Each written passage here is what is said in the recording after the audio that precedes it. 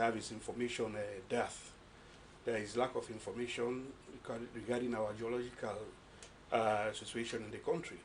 So on the basis of that, after the successful completion of phase one of our project, the World Bank, in partnership with our country, decided to move a stage further to see that we as a nation have enough information so that when this information goes out to the public and to investors, we'll be in a better position to bargain for our natural resources, the mineral resources in the country.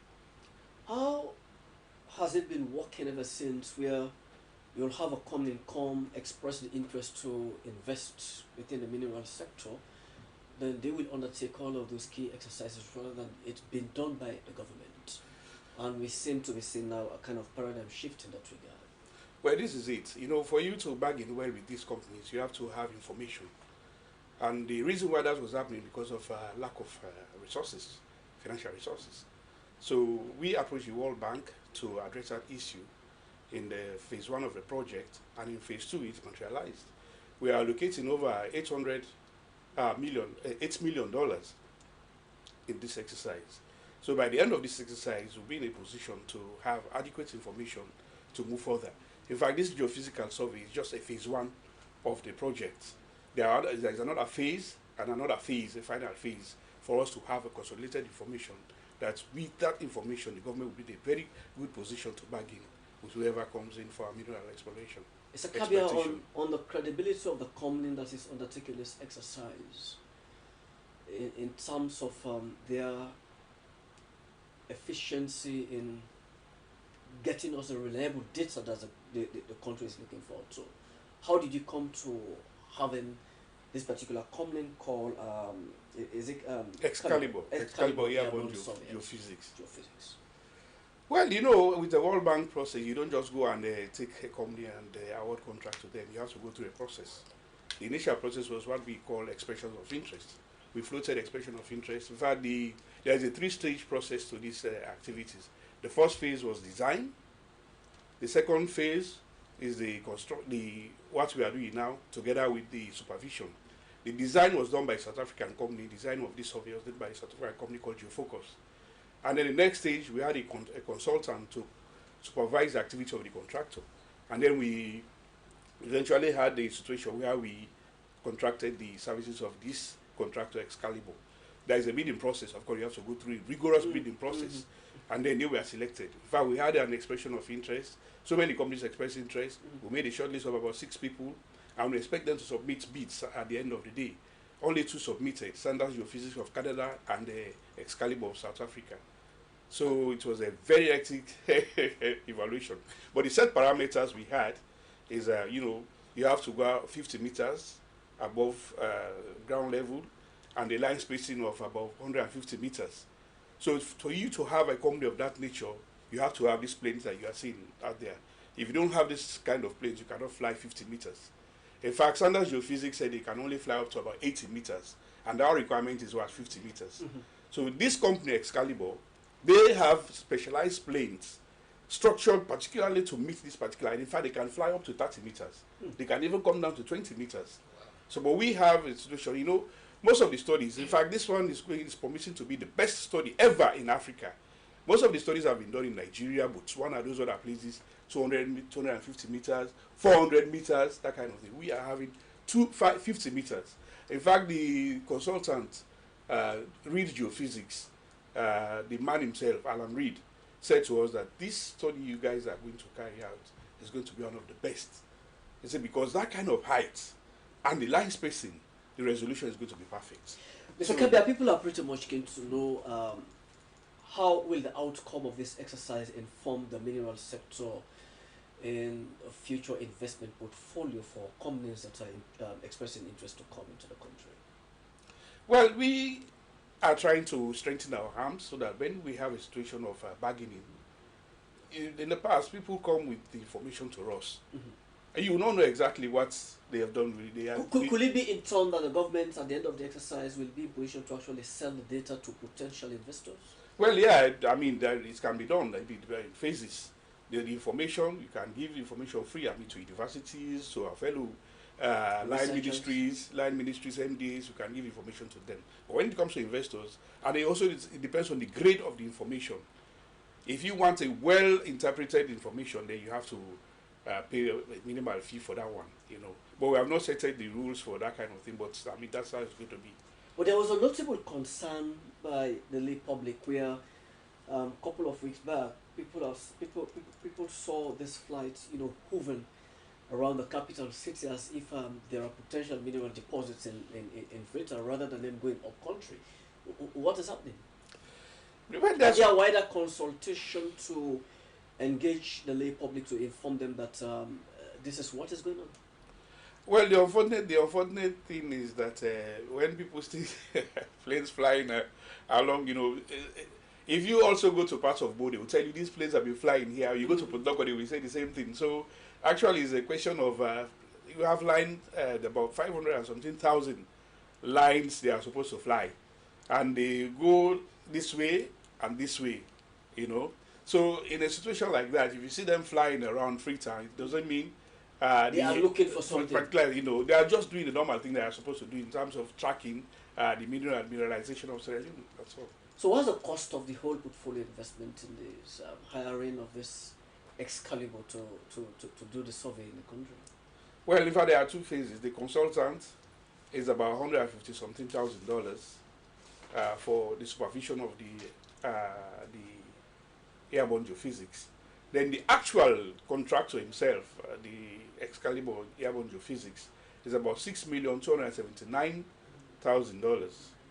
That's what is going to be paid to them to do the exercise. You know, it's in two parts. They charge about That could be a very huge investment. What are we expecting in return? geological knowledge. Information is power. You have that information. Nobody will come again to tell you that in a particular location, you know, in the past, it is the companies that go and do their own geological surveys and come in with the information to us. Whatever they give to us is what we They take. might not tell you even the true story. Exactly, the true story. But now we know. Yeah. We are in a position to tell them, and this is what is available in such a place. You can go and do your own survey, or you can rely on the information I will give to you. So now our arms are now strengthened when we have completed this. We have completed this exercise. The entire exercise is inclusive of data interpretation. It is, yes. The first phase is actually data acquisition. Okay. When we finish acquiring the data, the next stage is that's what I was going to say. It is the two phases: the flying and then the interpretation. The flying is about 5 million and something, and the interpretation is about 500 and something $1,000. Okay. You know, so Let me come over to Mr. Fudi Kamara.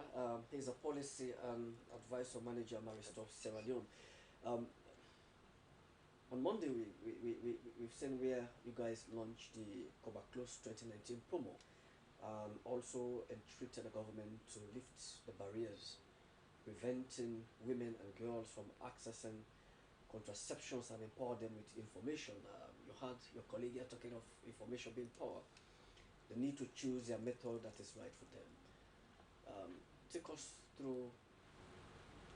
us through this chain of development where you come to have the rainy season cover close. What is it all about? Okay, first of all, we all know that during the state opening of Parliament in 2018, the President promised to establish a particular sexual reproductive health program geared towards reducing the high rate of teenage pregnancy and high mortality rates, maternal mortality rate within the country.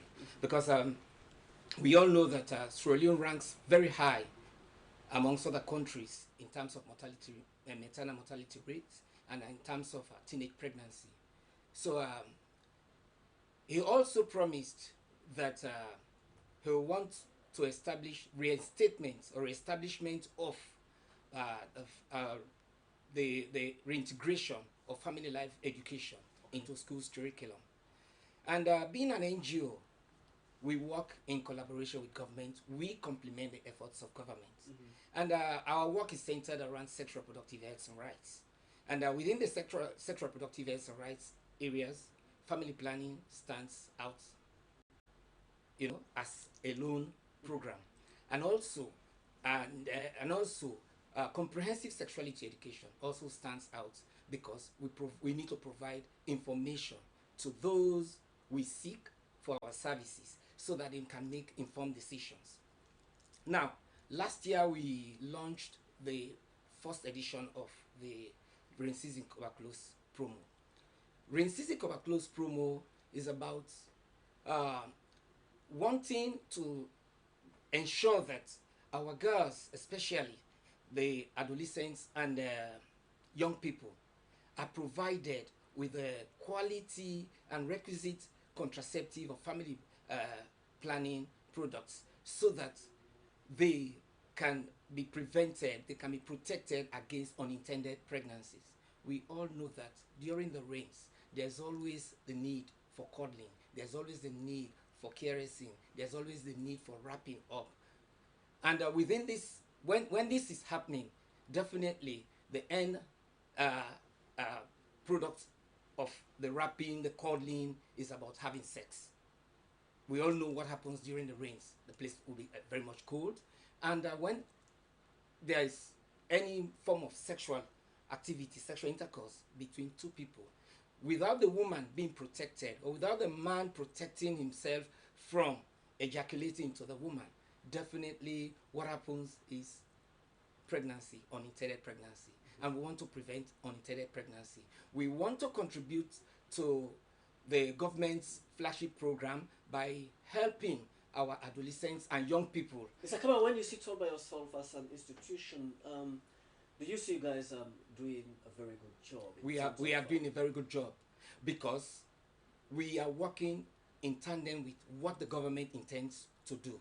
And one of the things that the government intends to do is to reduce teenage pregnancy. And one way by reducing teenage pregnancy is to provide services to our adolescents and young people to protect them from unintended pregnancy. Marie Stopes invariably has been spotlighted for all the bad reasons.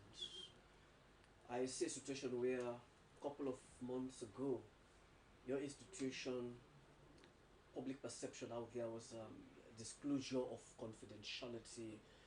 The rest is history. And there is also a claim of you guys undertaking abortion. Is it part of your preventive modes?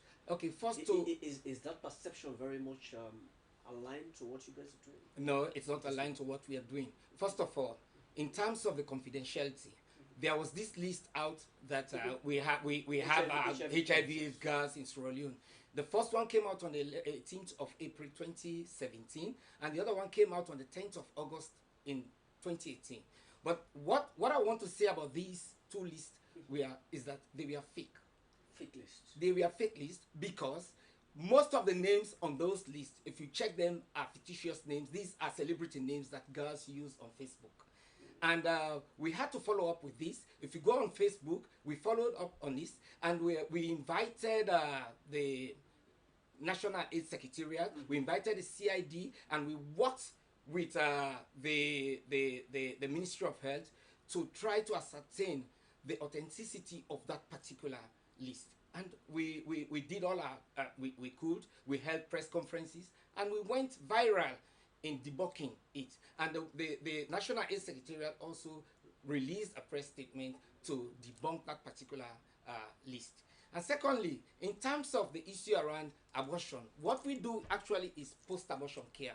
This is something mandated by the Ministry of Health. And post-abortion care is also being delivered. The services are delivered in some government facilities. What happens with most of our girls is that because we have we have the highest fertility rate amongst adolescents in this country, a lot of girls become fertile and start seeing their menses at very early age. And as long as a woman starts seeing her menses, it tells you that that woman is matured enough to become pregnant. If that woman or that girl becomes sexually active, the tendency for becoming pregnant is very high if she's not protected from unintended pregnancy through family planning contraception. Okay? And for most of our girls, we have a high unmet need for family planning. Because we have this high unmet need for family planning, most of the girls who are sexually active become pregnant. And when they become pregnant, they become so desperate because of stigmatization, because of fear of being dropped out of school, because of fear of the being thrown out of their homes, they seek backdoor abortion. And when they do this back street abortion, what happens is they end up with complications. And these are the things we play around with. When they get these complications, Will it have been wrong for Marie Stopes Sierra Leone to actually undertake abortion exercise rather than meandering away going to do what you refer to as post-abortion care? But with the post-abortion care, for what of better, we're waiting on point that can make. Of course, waiting on point that we can make, yes, because we have restrictive legislative environment on abortion in this country. Okay. The 1861 Offences Against the Persons Act restricts abortion. It makes it illegal unless in a situation wherein the woman's life is in danger. And the Pharmacy and Drug Acts of 1988 also, frowns at abortion. So what we do is, when these girls have gone to the back street and secured back street abortion services, it's unsafe. They end up with complications. When they end up with the complications, they rush to us because we have the expertise to clean them up. And when we clean them up, the next thing is we cancel them, and we finally end up providing post-abortion family planning service to them.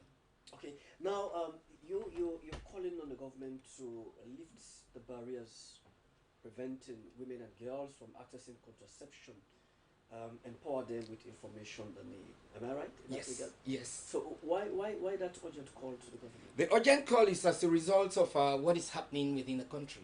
The school system is restricted in terms of providing contraceptives on school campuses. And we all know that because we have this high fertility rate amongst our adolescents, and most of our girls are sexually active, most of our adolescents are sexually active. So that's the reason for which we are calling on government to lift that barrier, so that we can have access to these girls, that we can give them the information they need, so that they can be serviced within their school environment, and they can also be serviced outside of the school environment, because it is not every adolescent that is attending school at this moment. We are catering for both in school and out of school adolescents as well as young people. How much has Marie Stopes Sierra Leone been able to contribute towards the overall healthcare system in the country? A lot. For like last year, as a result of the work we did, we saved the government something like around £6 million, that they would have spent on post-abortion care services, that they would have spent on maternal mortality, because we provided services to about 370 million, 379 or so thousand people, which prevented them from unintended pregnancy, which would have led them to taking the back street to perform unsafe abortion. What's the margin of error in most of these contraceptions you give to ladies? It's in terms of their safety work and all that. It's like about 90-95% effective. It sounds overambitious. As far as I'm concerned, if you check, if you can Google, it will tell you that all the contraceptives that we provide can are like 90-95% effective. In the collective view of Marie Stopes, which ones seem to be working well for ladies? Of course, we also preach abstinence for those who have not started, who have not been sexually active. We preach abstinence, but for those who definitely are sexually active, unless they are placed on contraceptives. So what Marie Stopes is looking forward to, contributing more towards the development and growth of the health sector in the country?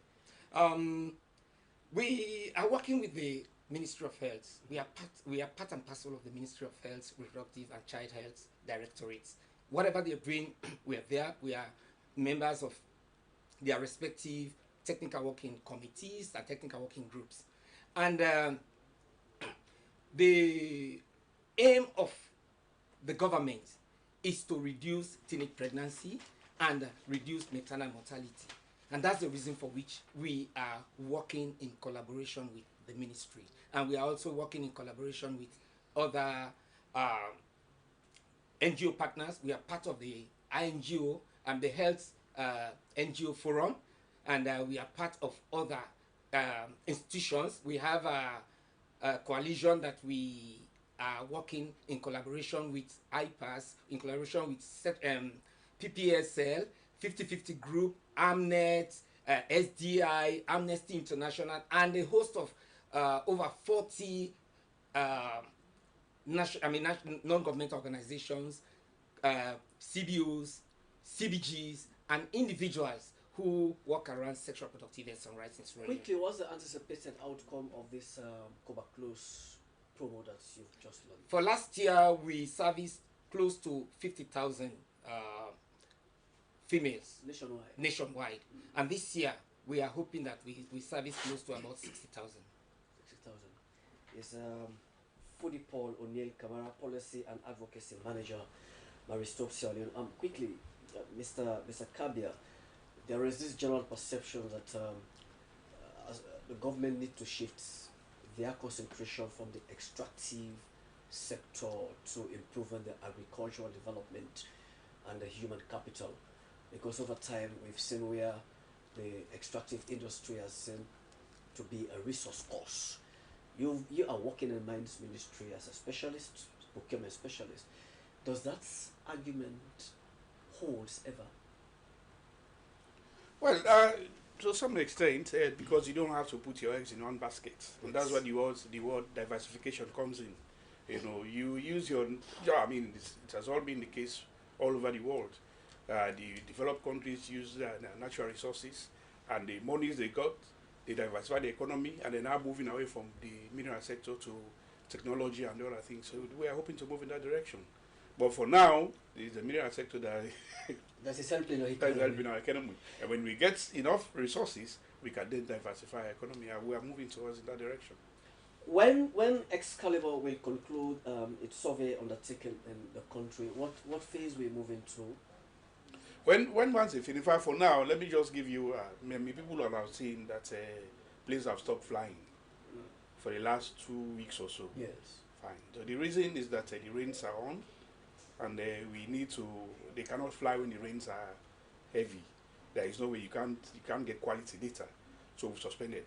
The contract was supposed to end June 30 this year, but because of the difficulty of the rainy season, and also we did not start in good time, because we had hoped to have started in November, but because of technicalities involved and getting things right, we started in late January. So January to now, we've accounted about 75%.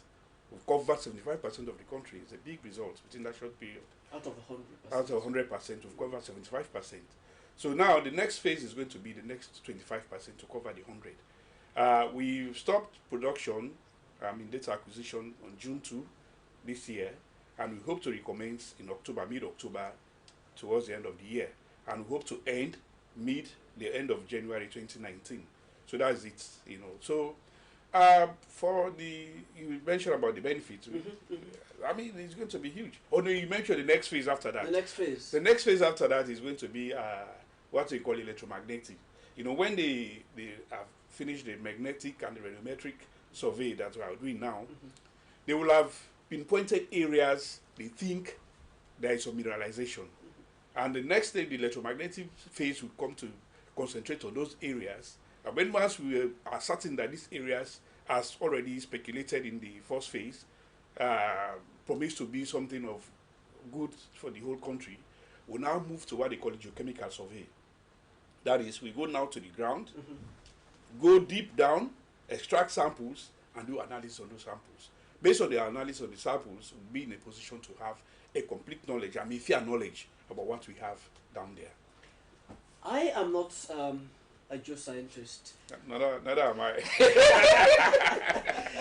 People are talking of the regional strength of mineral deposits. You go to the Tonkolili, you have the iron ore. You go to Kono, huge deposit of diamond. You go to places like Kamakwe, you have this thing they call coltan. You know, are we looking? Are we looking as a government? Are we taking into consideration the regional deposit strength of all of those minerals? Well, it's not about regional strength, it's about the nationwide. It's a nationwide thing. We need to know what we have, you know. You remember yesterday that our DG was saying about the known knowns. Puts together all of these regions constitute the nation. The nation, that is it, you Yes. know. But we are not looking at, say, this region is this region. It tends to create a kind of atmosphere to say, A very weak picture. of the country. So we looking at it holistically as a country, you know. So basically, we are moving in that direction, and I think it promises to be very good. And what they remember yesterday, that is Director General was saying about known knowns or known knowns, that kind of thing. So we know we have, I don't know, in Tongolili and Potloko, that kind of area. We also don't know what we have in that area. Okay. So these surveys, I mean, the 3 phases will tell us exactly what we have, and what we don't know we have, and what we know we have that to confirm our, you know. So this is it. When the results would have been given to the government of Sierra Leone, and it happens to be a huge deposit, I will assume, a huge deposit of diamond in the capital city of Britain. What will be the government direction? No, that's why we're having the strong legislation now, because I mean our project is structured in a way that we have 3 components. You have the regulatory and governance aspect, we have the acquisition of geological knowledge, and then we have artisanal. So at the end of it, we are reviewing our legislation, the minerals, the Mines and Minerals Act. We are reviewing even the NMA Act. We are reviewing a lot of acts. And so we also have a data policy that's now, you remember that Bintimani, the Vice President, went to launch the data, policy, and the other 3 policies we are launched that day. Yes. So we're going to have enough regulation to ensure that it's not that it's a free for all. No, it's not going to be like that. Those are the last moments of Professor Mori Manye. Yes, exactly. When he served as a Minister of Mineral That's Resources. right, yeah. Okay, quickly, let me go over to my technicians to just give us a story on Mario Stopes to hear them what they're saying. Pregnancy is not an uncommon phenomenon. What makes teenage pregnancy to become a crisis is when the rate is abnormal, is higher than accepted norms compared to sane or saner societies or saner climates. Teenage pregnancy has been identified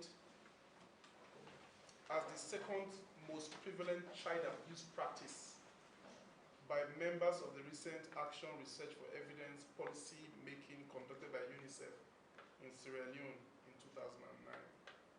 At the same time, Sierra Leone out-of-school study identified high teenage pregnancy rates amongst primary and secondary school children as a strong contributing factor to why school-age children drop out of school. Realized that about 15% of young Sierra Leonean girls have sexual intercourse before 15 years of age. Adolescent pregnancies are among the top 10 countries in the world, which you agree is not really a good situation for development. And about 28% of adolescent women that are aged between 15 and 19 years are already mothers, or they are pregnant, or they are pregnant already. 44% of those girls are married under 18 years of age. About 44% of pregnancy of those girls to below 20 are lost after 7 months of gestation or babies. So quite a number of those pregnancies are lost either to unsafe abortion, unsafe procedures, or some infections, or not very pleasant situations like that.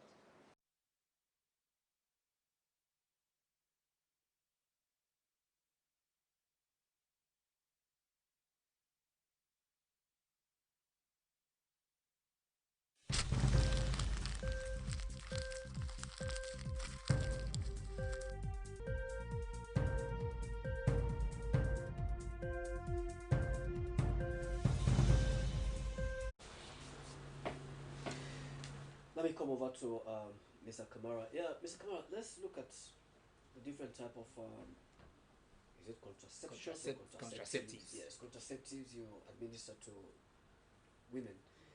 There is one which has this very famous name, Captain Ban. It's like a football team. What's the risks that are often associated with those contraceptives? Like every other drug, like even the Panadol, every chemical substance has a side effects. That one we cannot rule out.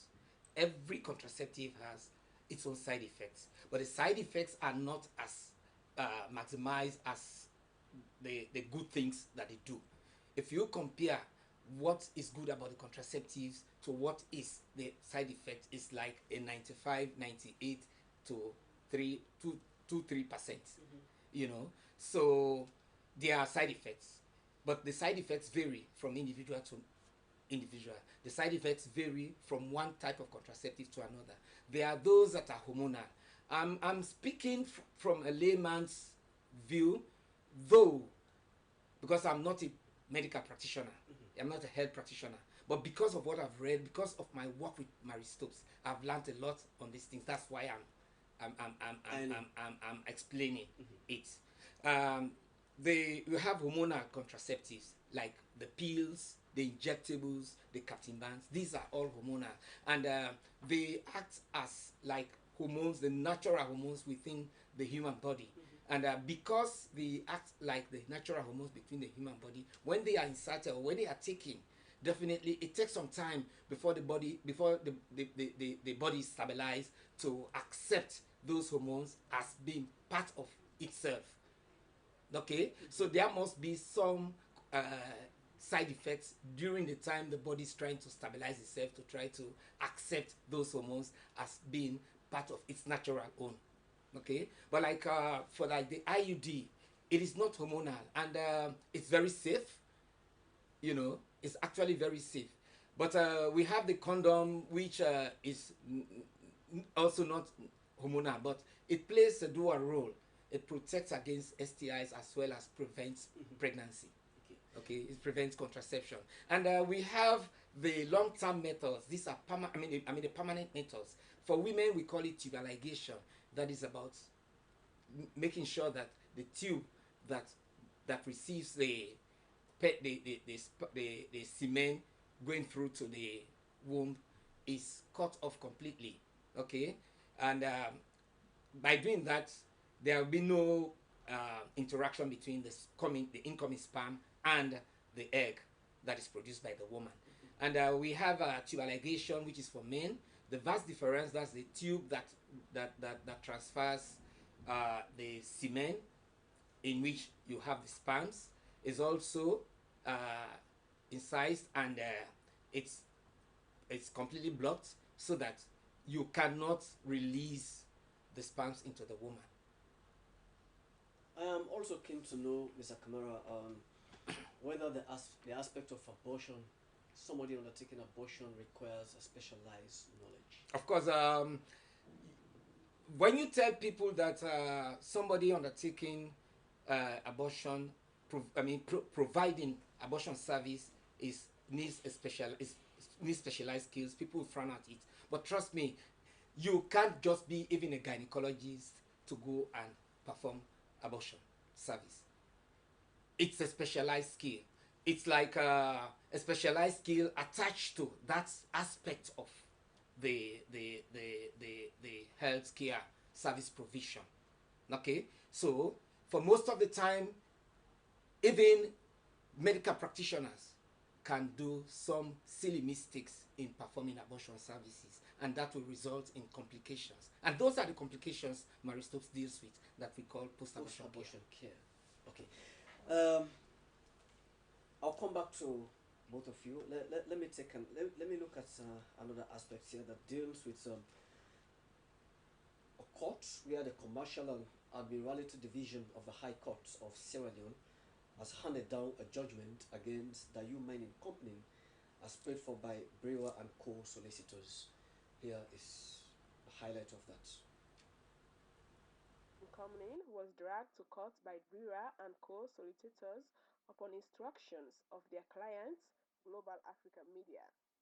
At the High Court of Sierra Leone, lawyer Alfred Kamanda submitted that judgment be granted to his client, Global Africa Media, who has been contracted by Dayu to provide media and communication service. The plaintiff was employed by the defendant to provide services for the design of a newsletter and a video documentary at the tune of 5 million and 10 million respectively. The particulars of claims stated. Duya Mining Company, which is owned by Zahu, operates a mine near Kalmaro village in the Seminara Chiefdom, Tonkololi. The company's refusal to enter appearance made the court to hand down a judgment in default of appearance. According to the judgment, signed and satisfied by the court's master and registrar, the plaintiff should recover the sum of 15 million, being money owned by the production of a newsletter and a video documentary. For Star News, I am Adna Samai.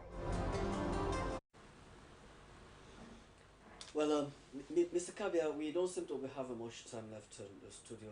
What will you say to our huge audience, both in and out of this country, in terms of the overall expectation of this survey undertaken? I want to say the future is very bright, and that it will go to strengthen the hand of government to go into any negotiation with potential investors in the country. And I also want to take this opportunity to inform the general audience in Sierra Leone that, again, we will be going round to sensitize people. Because what we told them the last time was that the survey will end in June. But this time we are moving it from October, the end of the year, October to January. So again, they will be seeing the planes. So that people will not panic again to say, oh, why? Hoover again. So again, we need to go back again to get clearances from Liberia and Guinea. You know, when they are flying in border areas, they go 3 kilometers into their space. Okay. And then hoover around and come back into Sierra Leone. And so if you go into somebody's territory without the approval, it could be same as an airspace violation. Exactly. So we don't want to fall foul of that. Were they complicit, the two countries? In the initial stage when we went there, of course they gave us approval. But there was some delays, especially from the Liberian part, there was some delay, but eventually they gave us the approval because this is a neighboring thing. And very soon I hope they too will be engaged in this, because when we went to the Ministry of Mines in Liberia, we were very, very happy that we are doing a study like this. And they are also speculating that they will also toe the line. Yeah, such a huge exercise, yes. And what seemed to be very much disturbing with multinational corporations coming to invest in the mineral sector is the blood distinction between the exploration and mining activity that is going on.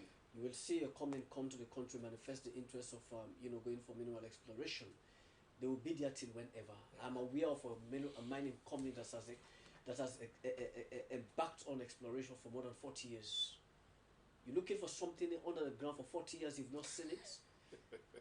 Well, what we hope to achieve in this exercise is... what is the government doing to actually address that particular situation? There should be a timeline for exploration. Well, I mean, that will move you to full-scale mining. This one, we hope to address the issue by carrying out this exercise. Because what we are doing, this is an expensive exercise we are doing. And basically, we are acquiring information, and interpretation is going to be very good. And then we'll move to the stage 2 and then stage 3. At the end of stage 3, when we'll have finished everything and we have our, cogent information in our hands, then I know exploration time period will reduce. And then, so we still... And there is no way any potential investor will dispute those data? No. They will be free to do their own surveys. But to me, it will be foolhardy to go and do something, reinvent the wheel, when you already have the wheel invented long years ago. You just, adapt the wheel to meet your own needs. So the information, if you want the raw data... Could there be a policy that will actually tell them, no, we've got this particular data? No, when you come, we'll tell you have the interpreted data and we have the raw data. Okay. So maybe you have your companies that have more powerful, analysis to carry out the interpretation of the data. You can take it and do your interpretation, no problem. Or you can rely on the information that we have interpreted. Either way, it's good for us. To strengthen your result. Exactly. Okay.